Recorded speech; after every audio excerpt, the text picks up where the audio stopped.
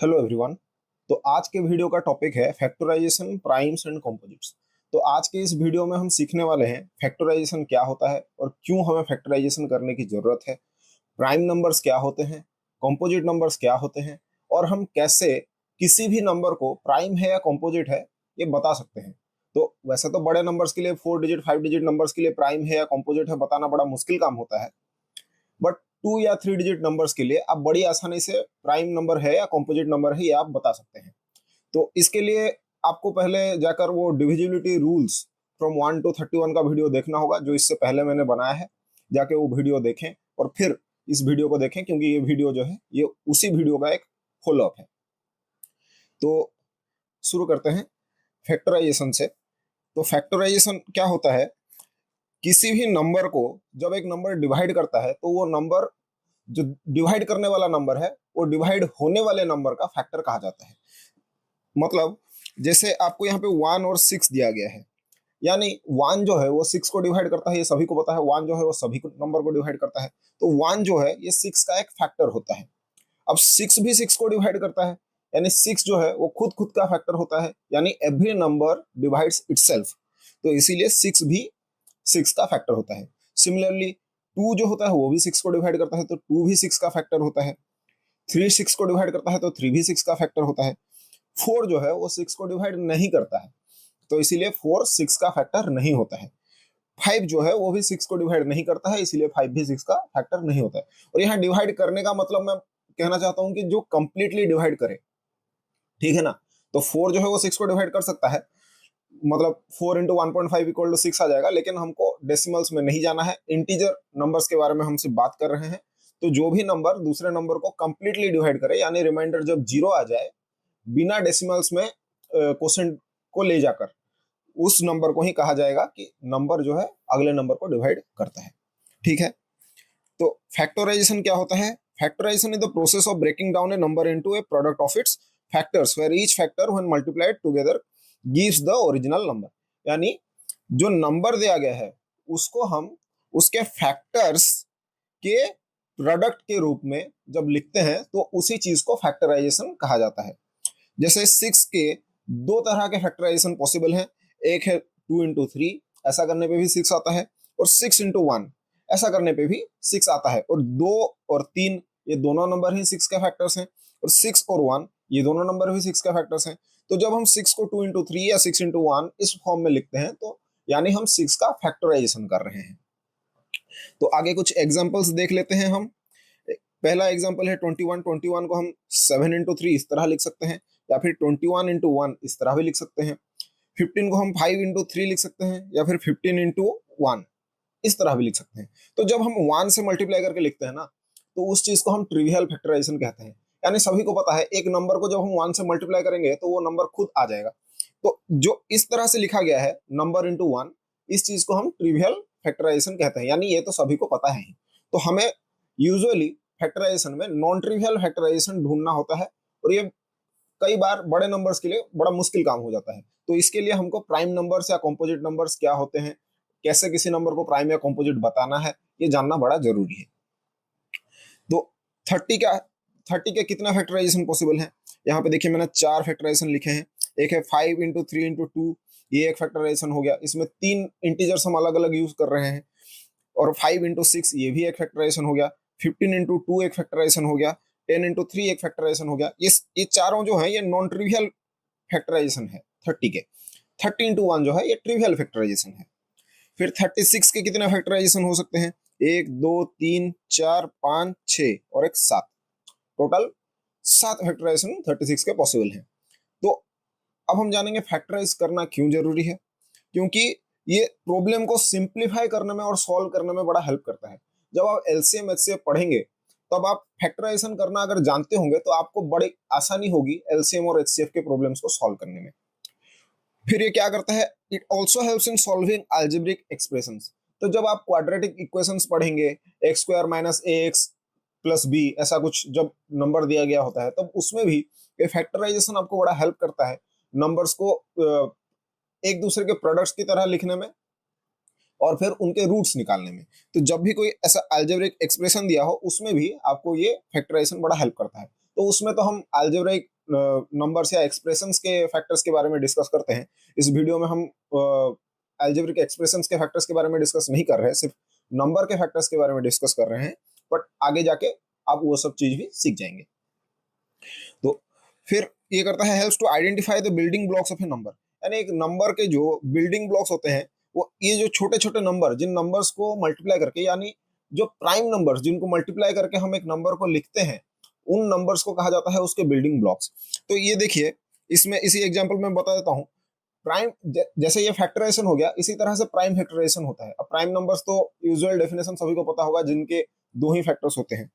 तो prime factorisation में क्या करना होता है, जो भी नंबर आप मल्टीप्लाई करके लिख रहे हैं वो सभी नंबर्स प्राइम नंबर्स होने चाहिए। जैसे देखिए 2 और 18, इसमें 18 जो है ये प्राइम नंबर नहीं है, तो ये जो हो गया ये हमारा प्राइम फैक्टराइजेशन नहीं है। 2 to 9, 9 प्राइम नंबर नहीं है, तो ये जो 2 into 2 into 9 का फैक्टराइजेशन है 36 का, ये भी एक प्राइम फैक्टराइजेशन नहीं है। पर जब हम 2 into 2 into 3 into 3 इस तरह लिखते हैं तो ये एक प्राइम फैक्टराइजेशन है। और प्राइम फैक्टराइजेशन में यूजुअली हम नंबर्स को, मतलब प्राइम नंबर्स के पावर्स की तरह उन्हें लिखते हैं और फिर उसे मल्टीप्लाई करते हैं। यानी 2 into 2 into 3 into 3 जो लिखा गया है, इसको हम इस तरह भी लिख सकते हैं, 2 to the power 2 into 3 to the power 2। ये जो आएगा इसका वैल्यू भी 36 के साथ सेम आएगा। इस तरह लिखे गए, जब इस तरह प्राइम नंबर्स और उनके पावर्स के फॉर्म में लिखे जाते हैं नंबर्स और उन्हें मल्टीप्लाई किए जाते हैं, तो उस चीज को हम प्राइम फैक्टराइजेशन कहते हैं। तो आपके लिए कुछ क्वेश्चंस दिए गए हैं, 360, 16, 129 और 84। ये 2-4 क्वेश्चंस दिए गए हैं, आप इसको ट्राई करें, सॉल्व करें और बताएं इनके फैक्टराइजेशन क्या क्या है और कितने फैक्टराइजेशन पॉसिबल है इन नंबर्स के। ठीक है, तो आगे हम बढ़ते हैं, हम सीखेंगे अब प्राइम नंबर्स क्या होते हैं। प्राइम नंबर्स वो नंबर्स होते हैं जिनके एग्जैक्टली दो ही फैक्टर होते हैं, और वो दो फैक्टर क्या होते हैं, एक है 1 और एक है नंबर इटसेल्फ। यानी जिन नंबर्स के दो फैक्टर्स होते हैं, यानी जिन नंबर को सिर्फ दो ही नंबर डिवाइड करते हैं, और वो दो नंबर क्या होते हैं, एक होता है 1, क्योंकि 1 तो सभी नंबर को डिवाइड करता है, और एक होता है वो नंबर खुद, यानी जो भी नंबर होता है वो अपने आप को डिवाइड करता ही है। तो इसीलिए जिन भी नंबर्स के सिर्फ यही दो फैक्टर्स होते हैं, उन नंबर्स को कहा जाता है प्राइम नंबर्स। तो इसका मतलब, इसको एक और तरीके से भी हम लिख सकते हैं कि वो नंबर्स जिनके सिर्फ एक ही फैक्टराइजेशन पॉसिबल है। एक फैक्टराइजेशन कैसे, जैसे यहाँ पे देखिए एग्जांपल में दिया है 2 = 2 into 1, ये एक ही फैक्टराइजेशन पॉसिबल है 2 का, 2 को तो और कोई नंबर डिवाइड नहीं करता। 3 = 3 into 1, ये भी 3 का एक ही फैक्टराइजेशन पॉसिबल है। तो इसके अलावा आपको कोई नॉन ट्रिवियल फैक्टराइजेशन मिलेगा ही नहीं। तो जहां आपको नॉन ट्रिवियल फैक्टराइजेशन नहीं मिलता है, उन नंबर्स को आप प्राइम नंबर्स कहते हैं। ठीक है, तो अगला है कॉम्पोजिट नंबर्स। तो यहाँ पे पहले आप कुछ एग्जांपल्स देख लीजिए, 2, 3, 5, 7, 11, 13, 17, 19, 23, 29 एंड 31। तो 31 तक मैंने लिखे हैं, और भी काफी सारे प्राइम नंबर्स हैं, आगे जाकर देखेंगे। 31 तक लिखे हैं क्योंकि पिछले वीडियोस में मैंने 31 तक के सभी प्राइम और कॉम्पोजिट नंबर्स के डिविजिबिलिटी रूल्स को बताया था। ठीक है, तो पहले आप फिर देखेंगे कॉम्पोजिट नंबर्स क्या होते हैं। कंपोजिट नंबर्स वो नंबर्स होते हैं जिनके मोर देन 2 डिवाइजर्स होते हैं या मोर देन 2 फैक्टर्स होते हैं, यानी दो से ज्यादा नंबर उस नंबर को डिवाइड करने चाहिए, तब उस नंबर को कंपोजिट नंबर कहा जाता है। और तो पहले तो हमने देख लिया किसी भी नंबर के एटलीस्ट दो फैक्टर्स तो हैं ही। अब पिछले वीडियो में मैंने पूछा भी था ऐसा कौन सा नंबर है जिसका एक ही फैक्टर है, तो वो है 1। 1 जो है, 1 का एक ही फैक्टर है, वो है 1 खुद। 1 को दो नंबर भी डिवाइड नहीं करते, तो दो से ज्यादा नंबर तो डिवाइड करना मतलब दूर की बात है। तो इसलिए 1 जो है वो प्राइम, ना तो प्राइम है ना कंपोजिट है, 1 को एक स्पेशल नंबर कहा जाता है। ठीक है, तो 1 को तो छोड़ देते हैं। उसके बाद है प्राइम नंबर्स। हमने देखा प्राइम नंबर्स के दो ही फैक्टर्स होते हैं जो कि उसके ट्रिवियल फैक्टर्स होते हैं। जो कंपोजिट नंबर्स होते हैं उनके दो से ज्यादा फैक्टर्स होते हैं, यानी जो भी उसके ट्रिवियल फैक्टर्स हैं 1 और नंबर इटसेल्फ, इसके अलावा भी कोई नंबर होना चाहिए जो उस नंबर को डिवाइड करे। अगर करता है तो उस नंबर को हम कंपोजिट नंबर कहते हैं। तो इसमें लिखा है another smaller number other than 1 that divide other than 1 and itself. तो जो भी नंबर एक नंबर को डिवाइड करता है वो तो उससे छोटा नंबर ही होता है, तो इसीलिए यहाँ पे if a number is divisible by another smaller number दिया गया है। अब पिछले वीडियो में भी मैंने बताया था सेम एग्जांपल लेकर, 6 और 10 का एग्जांपल लेते हैं। अब 10 जो है वो तो 6 को कभी डिवाइड कर ही नहीं सकता, क्योंकि 10 जो है वो बड़ा नंबर है, मतलब इंटीजर्स के तौर पे डिवाइड नहीं कर सकता, वरना अब डेसिमल्स में तो लिख ही सकते हैं 0.6 इस तरह से। तो जब कोई छोटा नंबर उस नंबर को डिवाइड करे तो नंबर जो बड़ा नंबर होता है उस बड़े नंबर को हम कॉम्पोजिट नंबर कहते हैं। बट शर्त यह है कि जो छोटा नंबर है वो 1 नहीं होना चाहिए, या नंबर खुद भी नहीं होना चाहिए। वैसे नंबर खुद अपने से छोटा नहीं होता बट फिर भी ठीक है। फिर इसको एक और तरीके से भी हम देख सकते हैं, a number having more than one factorization और at least one non trivial factorization. More than one factorization होना चाहिए या एटलीस्ट एक नॉन ट्रिवियल फैक्टराइजेशन होना चाहिए। नॉन ट्रिवियल क्या है? जो ट्रिवियल नहीं है। ट्रिवियल क्या होता है? वन इंटू नंबर इटसेल्फ, ये होता है हमारा ट्रिवियल फैक्टराइजेशन। तो इसके अलावा और अगर कोई और भी फैक्टराइजेशन पॉसिबल है तो उस नंबर को हम कॉम्पोजिट नंबर कहते हैं। तो जैसे यहाँ पे देख लेते हैं, एग्जांपल है 6 दिया है, 1 इंटू 6, ये ट्रिवियल फैक्टराइजेशन है। बट इसका एक और फैक्टराइजेशन भी है, 2 इंटू 3, यानी कि जब हमको एक नॉन ट्रिवियल फैक्टराइजेशन मिल गया या फिर हमें 2 से ज्यादा डिवाइजर्स मिल गए, यहाँ पे 4 डिवाइजर्स मिल गए हमें, तो 6 जो होगा, ये 6 जो नंबर है ये हो जाएगा हमारा कॉम्पोजिट नंबर। ठीक है। फिर 12 जो है ये भी कॉम्पोजिट नंबर होगा। क्यों? क्योंकि अच्छा, इसमें थोड़ी गलती हो गई है, ये हो जाएगा 2 इंटू 6, ठीक है ना। तो हाँ, तो 12 जो है वो 2 इंटू 6 हो जाएगा, 4 इंटू 3 हो जाएगा, 2 इंटू 2 इंटू 3। ये 2 इंटू 2 इंटू 3 जो है ये उसका प्राइम फैक्टराइजेशन है। ये मैंने बताया था क्योंकि हमने इसको प्राइम नंबर्स के मल्टीपल के हिसाब से लिखा है, प्राइम नंबर्स को मल्टीप्लाई करके लिखा है। ठीक है। तो यहाँ पे 2 और 6 भी 12 को डिवाइड करते हैं, 4 और 3 भी 12 को डिवाइड करते हैं। तो इसके 4 नॉन ट्रिवियल फैक्टर्स हो गए, या फिर 3 जो है फैक्टराइजेशन हो गया, उसमें से 2 नॉन ट्रिवियल फैक्टराइजेशन हो गए, और एक तो है ये तो प्राइम फैक्टराइजेशन है, ये तो चौथा फैक्टराइजेशन भी हो गया। ठीक है। तो इसीलिए 12 जो है ये एक कॉम्पोजिट नंबर है। तो अब आते हैं सबसे इंपॉर्टेंट चीज पे, जो है how to check if a number is prime और कॉम्पोजिट। ठीक है ना। तो ये तो है एक ओपन प्रॉब्लम है इन मैथमेटिक्स। आप अभी तक ऐसा कोई सीक्वेंस या पैटर्न प्राइम नंबर से में मिला नहीं है जिसके जरिए आप बता सकते हैं कि एक नंबर प्राइम है या कॉम्पोजिट है। तो अगर नंबर काफी बड़ा है, 4 डिजिट, 5 डिजिट, 10 डिजिट, ऐसा कोई नंबर दिया है, तो ये प्राइम है या कॉम्पोजिट है ये बताना बड़ा मुश्किल काम है। तो जो भी छोटे नंबर्स होते हैं, 2 डिजिट या 3 डिजिट नंबर्स, हम सिर्फ उन्हीं नंबर्स के लिए चेक करेंगे कि क्या वो प्राइम नंबर्स हैं या कॉम्पोजिट नंबर्स हैं। ठीक है। तो आपको पिछले वीडियो में मैंने कुछ क्वेश्चंस दिए थे, 307, 461, ये सब चेक करने के लिए, और यहाँ पे एक दो क्वेश्चंस और भी ऐड कर दिए गए हैं। तो चेक करने का मेथड क्या है? अब प्राइम नंबर्स के लिए हमको क्या चेक करना है कि 1 और नंबर इटसेल्फ के अलावा और कोई नंबर उसे डिवाइड नहीं करना चाहिए। और कॉम्पोजिट नंबर्स के लिए क्या चेक करना है? 1 और नंबर इटसेल्फ के अलावा भी और कोई नंबर होना चाहिए जो उसे डिवाइड करे। तो क्या करेंगे हम? पहले चेक करेंगे if the number is divisible by any number smaller than it, यानी जो भी नंबर उससे डिवाइड करता है वो नंबर तो उससे छोटा ही होगा। तो पहले हम चेक करेंगे जो नंबर दिया है, जो नंबर इस गिवन नंबर को डिवाइड कर सकता है, वो नंबर इससे छोटा नंबर मतलब प्रेजेंट है या नहीं। तो उसके लिए क्या करना होगा? हमको 1 से लेकर 306 तक, 307 के लिए अगर चेक करना है तो 1 से लेकर 306 तक सभी नंबर्स के साथ डिवाइड करके चेक करना होगा। तो बड़ा मुश्किल काम है और बहुत लेंथी काम है। तो ये मेथड तो मतलब ऐसे डायरेक्टली यूज नहीं कर सकते हैं। तो फिर दूसरा आइडिया क्या लगा सकते हैं हम? तो हम देख सकते हैं कि if the number is divisible by any prime smaller than it. ये क्यों है? सिर्फ प्राइम के साथ चेक करना क्यों जरूरी है? क्योंकि अगर कोई नंबर दिया गया है जैसे 48, 48 जो है हमको पता है वो कंपोजिट नंबर है और वो 24 से डिवाइड हो जाता है, तो 24 जो है वो छोटा नंबर है। तो कोई अगर छोटा कंपोजिट नंबर किसी बड़े कंपोजिट नंबर को डिवाइड करता है, तो छोटे कंपोजिट नंबर के जो प्राइम कंपोनेंट्स हैं या जो बिल्डिंग ब्लॉक्स हैं, जो जैसा मैंने बताया था पहले, बिल्डिंग ब्लॉक्स या जो प्राइम कंपोनेंट्स हैं या प्राइम नंबर्स हैं जो उस छोटे कंपोजिट नंबर को डिवाइड करते हैं, तो वो सभी प्राइम नंबर्स उस बड़े कंपोजिट नंबर को भी डिवाइड करेंगे। जैसे 24 को 12 डिवाइड करता है तो 12 भी 48 को डिवाइड करेगा। अब 12 को 6 डिवाइड करता है तो 6 भी 48 को डिवाइड करेगा। अब 6 को 2 और 3 डिवाइड करते हैं तो 2 और 3 भी 48 को डिवाइड करेंगे। तो इस तरह से यानी कि हमको अब कंपोजिट नंबर्स चेक करने की जरूरत नहीं है, सिर्फ प्राइम नंबर्स चेक करके हम बता सकते हैं कि कोई नंबर को प्राइम है या कंपोजिट है। बट अब 307 जो नंबर दिया गया है इसके नीचे या इससे छोटे तो फिर भी बहुत सारे प्राइम नंबर्स हो जाएंगे। तो इसके लिए तो फिर भी मतलब बहुत लेंथी प्रोसेस हो जाएगा, 307 के अंदर तो बहुत प्राइम नंबर्स आ जाएंगे। तो अब हम एक और चीज क्या कर सकते हैं? अब हम चेक करेंगे if the number is divisible by any prime number smaller than half of it. ठीक है। तो इवन प्राइम जो है वो तो टू ही है, टू के अलावा और कोई इवन प्राइम नंबर है ही नहीं। तो अगर कोई नंबर इवन नंबर है तो हमको पता है वो एक कॉम्पोजिट नंबर होगा। तो जब हमको कोई प्राइम या कॉम्पोजिट नंबर पूछा जाता है वो यूजुअली एक ऑड नंबर होता है, क्योंकि इवन नंबर तो कॉम्पोजिट होता ही है। ये सबको पता है, 2 के अलावा 2 जो है वो इकलौता ऐसा इवन प्राइम नंबर है।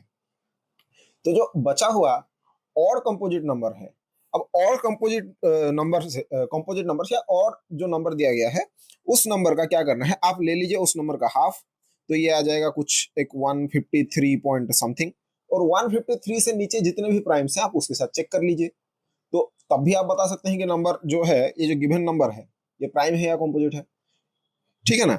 बट ये भी 157 के अंदर भी जितने प्राइम्स हैं वो भी तो काफी सारे प्राइम्स हैं, तो ये भी बड़ा लेंथी प्रोसेस हो जाता है। तो जो हम शॉर्टकट ट्रिक यूज करने वाले हैं चेक करने के लिए कि एक 2 डिजिट या 3 डिजिट नंबर प्राइम है या कंपोजिट, या एक गिवन नंबर प्राइम है या कंपोजिट, ये चेक करने के लिए क्या करना है हमको, पहले हमको गिवन नंबर का स्क्वायर रूट कैलकुलेट करना है, and then we divide the original number by all the primes less than और equal to the square root. यानी जो भी हमने स्क्वायर रूट कैलकुलेट किया है, जिस नंबर का हमने स्क्वायर रूट कैलकुलेट किया है, उससे छोटे जितने भी प्राइम नंबर्स हैं सिर्फ उन्हीं के साथ हम डिवाइड कर दें, और अगर ये डिवाइड हो जाता है तो ये कॉम्पोजिट नंबर है, अगर डिवाइड नहीं होता है तो ये प्राइम नंबर है, ठीक है। बस इतना सा काम है, जो भी नंबर दिया गया है उसका आप स्क्वायर रूट ले लीजिए और उससे छोटे जितने भी प्राइम नंबर्स हैं उसके साथ डिवाइड कर लीजिए, अगर नंबर डिवाइड होता है तो कॉम्पोजिट है, अगर नहीं होता है तो नंबर प्राइम नंबर है, ठीक है। तो इसको करने का एक और आसान तरीका है, क्योंकि किसी भी नंबर का, रैंडम नंबर का 79 कोई नंबर दिया गया है, उसका तो स्क्वायर रूट निकालना बड़ा मुश्किल काम है ना, वो डेसिमल्स में आ जाएगा या आपको इंटीजर सोचना पड़ेगा कि वो किसके आसपास है क्या है। तो आप क्या करिए, जो गिवन नंबर है उससे कोई बड़ा नंबर लीजिए जो एक परफेक्ट स्क्वायर हो, जैसे 79 मैंने लिया था, 79 से बड़ा नंबर जो जो एक परफेक्ट स्क्वायर हो।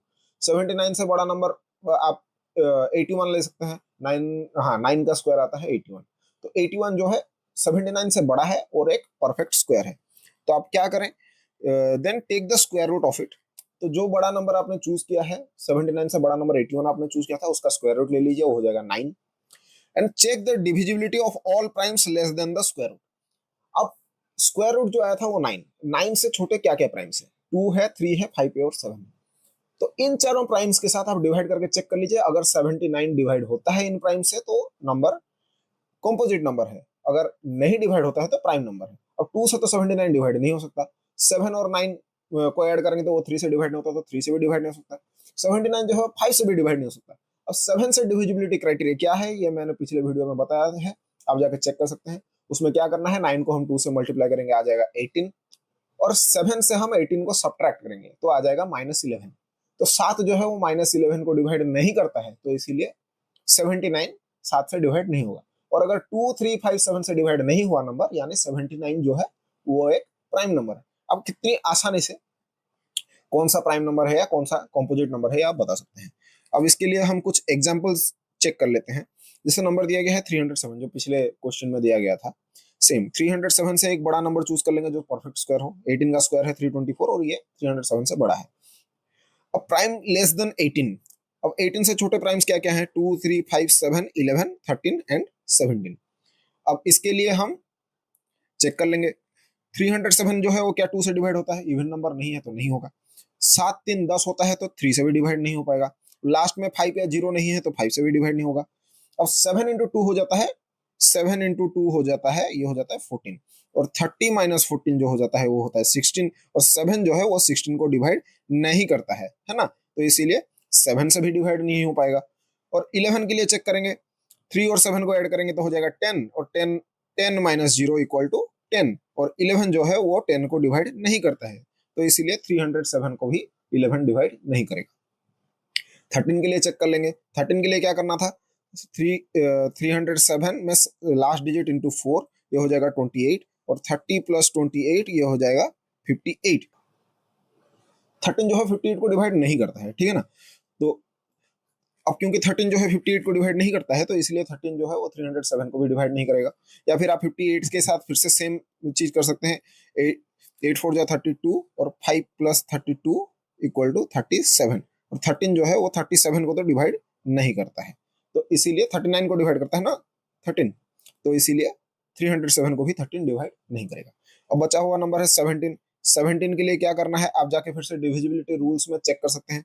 17 के लिए शायद हमको लास्ट डिजिट को 5 से मल्टीप्लाई करना था, ठीक है, तो लास्ट डिजिट को हम मल्टीप्लाई करेंगे 5 के साथ, तो ये आ जाएगा 35, तो 30 प्लस 35 ये आ जाएगा 65। अब क्या 65 17 से डिवाइड होता है, ये आप चेक करके बताएं। अगर डिवाइड होता है तो 307 जो है ये कंपोजिट नंबर है, और नहीं होता है तो 307 जो है ये प्राइम नंबर है। अब प्रोसेस तब भी लेंदी है बट फिर भी काफी आसान है। अब आपको 307 तक सभी प्राइम्स चेक करने की जरूरत नहीं है, आप दो चार प्राइम्स के साथ चेक करके बता सकते हैं कि नंबर जो है प्राइम है या कंपोजिट। वैसे ही आप 461 के लिए 22 का स्क्वायर ले लीजिए, 484, ये जो है वो 461 से बड़ा है।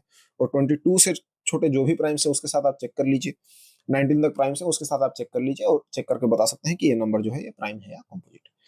अब 221 दिया गया है, 221 से बड़ा नंबर है वो 241 है, 2 से तो डिवाइड नहीं होगा, 22415 3 से भी नहीं होगा, 5 से भी नहीं होगा, 7 से करके देख लेते हैं। 22 इंटू 1, ये 1 का हम मल्टीप्लाई करेंगे 2 के साथ तो ये हो जाएगा 22 माइनस 2, तो ये जाएगा 20 है ना। 22 माइनस 2 आ जाएगा 20, तो ये 7 से भी ये नंबर डिवाइड नहीं होता है। अब 11 से चेक करके देख लेते हैं, 2 1 3 है, 3 माइनस 2 इक्वल टू 1, तो 11 जो है वो 1 को डिवाइड नहीं करता है, तो 11 से भी नंबर डिवाइड नहीं होगा। अब बचा हुआ नंबर है 13, तो 22 माइनस 4, तो ये आ जाएगा 22 प्लस 4, सॉरी 22 1, ये आ जाएगा, हम 4 मल्टीप्लाई करेंगे तो 4, ये 22 प्लस 4 इक्वल टू 26। और 13 जो है वो 26 को डिवाइड करता है, तो 13 जो है वो 221 को भी डिवाइड करेगा, यानी 221 जो है वो एक कंपोजिट नंबर है। तो इस तरह आप बता सकते हैं किसी भी नंबर के लिए कि नंबर प्राइम है या कंपोजिट है। तो मैंने बताया था पिछले वीडियो में कि मैं आपको बताऊंगा कैसे आप किसी भी 2 डिजिट या 3 डिजिट नंबर को प्राइम या कंपोजिट बता सकते हैं। तो इसके लिए क्या करना है, कोई भी 2 डिजिट नंबर हो वो 100 से तो छोटा होगा ही, सबसे बड़ा 2 डिजिट नंबर जो है वो है 99 और वो 100 से छोटा है, तो आप 100 का स्क्वायर रूट ले लीजिए, 10 आ जाता है। अब 10 से नीचे जो भी प्राइम्स है वो हो जाएगा 2 3 5 और 7। तो आपको कोई भी 2 डिजिट नंबर दिया हो, आप उसे 2 3 5 और 7 के साथ डिवाइड करके देख सकते हैं। अगर डिवाइड होता है तो नंबर कंपोजिट है, अगर नहीं होता है तो नंबर प्राइम है।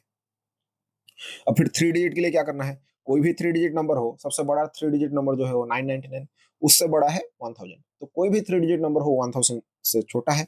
और 1000 का जो रूट ओवर है उसको हम इस तरह लिख सकते हैं 10 रूट 10, और रूट 10 का जो वैल्यू होता है वो पाई के साथ बराबर होता है। 2 पाई आर वाला पाई होता है ना, सर्कल का सर्कमफेरेंस या पाई आर स्क्वायर सर्कल का एरिया, वही उसी पाई की बात कर रहा हूँ मैं। तो 10 इंटू पाई, और पाई का जो वैल्यू होता है वो 3.14 होता है, और 10 इंटू पाई का वैल्यू वो आ जाएगा 31.4।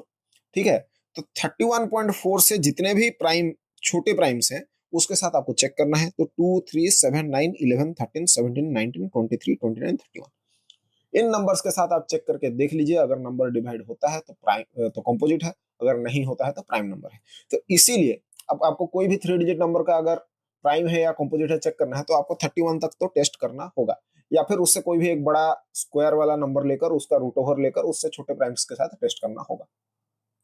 इसीलिए मैंने कहा था कि 31 तक डिविजिबिलिटी सीखना थोड़ा जरूरी होता है। क्योंकि कई बार एग्जाम्स में 3 डिजिट नंबर्स के प्राइम है या कंपोजिट है ये पूछा जाता है, या फिर कई बार आपको यूज करना पड़ता है कि नंबर प्राइम है या कंपोजिट है, उसके जरिए आपको क्वेश्चंस सॉल्व करने होते हैं। तो अगर कोई 4 डिजिट नंबर दिया है तो उसके लिए क्या करना है, 4 डिजिट नंबर के लिए आप 10,000 से छोटा होगा वो नंबर, तो 10,000 का रूट ओवर जो है वो है 100। 100 से नीचे जितने भी प्राइम्स है सभी नंबर्स के साथ आपको चेक करना होगा, तो ये फिर भी काफी लेंथी प्रोसेस है। तो अगर आपको कोई 4 डिजिट नंबर दिया गया है तो आप या तो क्वेश्चंस जो सॉल्व करने की कोशिश कर रहे हैं आप गलत तरीके से सॉल्व करने की कोशिश कर रहे हैं, या फिर आपको एग्जामिनर ने जानबूझ के आपका टाइम वेस्ट करने के लिए आपको ऐसा 4 डिजिट या 5 डिजिट नंबर दिया है जिसका आपको प्राइम या कंपोजिट चेक करना है। तो ऐसे क्वेश्चंस को आप स्किप करें और आगे बढ़ें, टाइम बचाना बहुत जरूरी है एग्जाम में। ठीक है, तो इसी के साथ हमारा ये प्राइम कंपोजिट और फैक्टराइजेशन वाला टॉपिक खत्म होता है। अगर आपको ऐसे ही और भी वीडियोस देखने हैं तो आप लाइक करें, सब्सक्राइब करें। तो अरिथमेटिक के जितने भी टॉपिक्स हैं जो कॉम्पिटिटिव एग्जाम्स में पूछे जाते हैं उन सभी टॉपिक्स को हम इस सीरीज में कवर करने वाले हैं। तो मिलते हैं अगले वीडियो में, तब तक के लिए धन्यवाद।